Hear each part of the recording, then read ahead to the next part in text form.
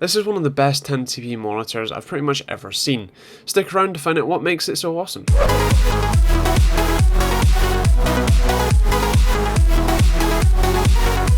So to take a look at the front of the monitor, as you can see, the actual panel itself is a matte panel, which is very nice for gaming, and the rest of the monitor is surrounded by some matte plastic as well as some brushed aluminium looking plastic, which is a little bit strange but still nice as it is matte. Now the monitor itself is incredibly adjustable. It has a very good amount of height adjust, tilt, swivel, and also can be rotated into a portrait mode, which is really awesome for things like coding. I'll talk a little bit more about that in a second, but if you do want to know specific information about the height and tilt angles and rotation availability, by the way, it's 360 degrees rotation infinitely, but if you want to know specifics, feel free to check out the full written review on the website. Now, as I said, in pivot mode you can actually only have the AOC logo on the left, which means all your inputs and outputs will be on the left hand side sticking outwards. Unfortunately you can't change that, but it's a really nice feature and I'm happy to compromise on that issue. Also on the center column you do get a cable management stand that you can put on before you put the base on. Now, on the bottom right hand corner you're going to find the 5 buttons, including a power menu, navigation and exit, and also a power LED. On the left hand side you'll actually find an LDR or light dependent resistor, and I'll talk more about that when we come on to the on-screen menu settings. On the right hand side you'll find a USB port with charging capability and a standard USB 2 port. This connects to the USB 2 hub inside the monitor and is pretty awesome. On the back you'll find a slight bulge along with a VESA 100x100 mount currently connected to the stand. On the bottom you also find all the inputs and outputs facing downwards. You've got a headphone in and out port, an HDMI port, a dvi-d port, a VGA port, and my favourite, display port. The box actually came with a VGA, dvi-d audio cable and a kettle lead for power. Unfortunately not DisplayPort, but apparently it does in some regions. You also get a hardware switch for on-off, which is actually pretty cool, 2 more USB ports and the USB-B port for the downlink to the computer. Now, to talk about the on-screen menu, it's actually really effective. There's a huge amount of settings. You can change, you can add dynamic contrast ratio or overdrive the panel slightly, and also the eye care option on the left uses the LDR or light dependent resistor to work out the light intensity of the room and change the settings of the monitor accordingly, which I thought was just really awesome. And means that, if you're working in a dark environment, it might darken the screen a little bit so you don't hurt your eyes, which is actually, I find pretty cool. Personally, I left it off because I had the monitor set up to exactly how I liked it, and the sort of changing of color temperature and such just wasn't perfect for me, but it may be for someone, and it's nice to have the option. Also, I'd like to point out that the monitor didn't actually come that well calibrated, and I did have to spend about half an hour sort of working out how I want it, but once I did, it's a fantastic monitor, and just there's so many options available that I couldn't fault it on that, and it's generally fantastic in my opinion. Now the PC we're going to be testing this on is actually the Yoyotech Warbird GT. We're going to have a full review of that very shortly, so feel free, if there's an annotation there, to click on the screen and check out that review. Yeah, this monitor is going to be pushed to its limits here, hopefully. So the GTX 970 from MSI inside verified for me by the NVIDIA control panel. This is a 144Hz monitor running at 1080p.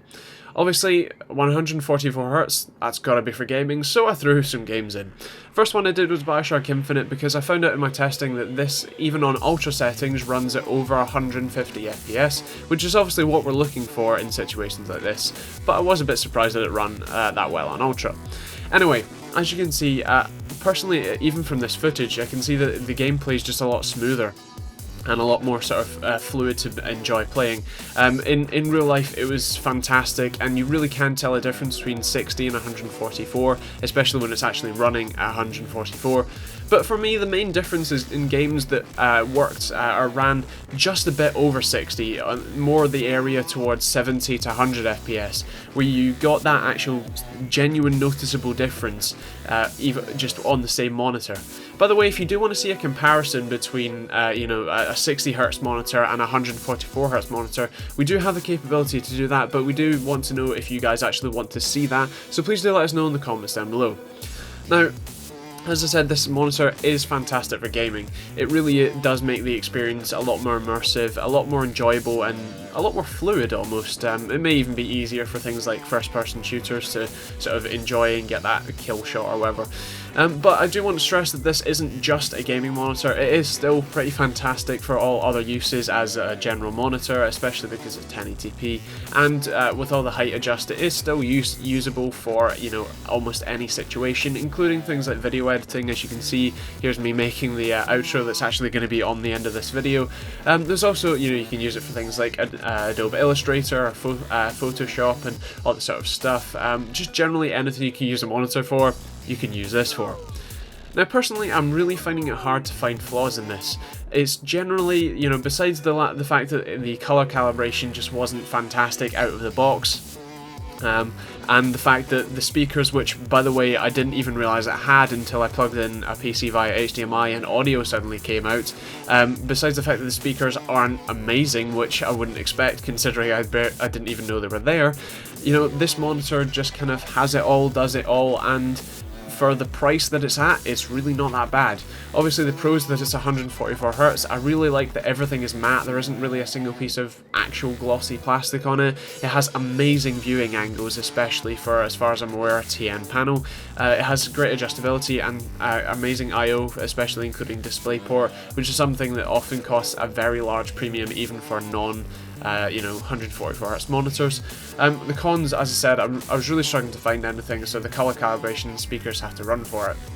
Now, value for money, it isn't the single best bang for buck monitor on the planet, so it's going to get a 4, but for everything else it just has to get a 5 because it is just such a fantastic monitor in my eyes. If you have anything to say differently, please feel free to do so in the comments down below, but for me this has got to be a top tier product. It really does sort of round up how fantastic this sort of monitor is, and generally just how fantastic 144Hz is, over 60Hz for things like gaming in general.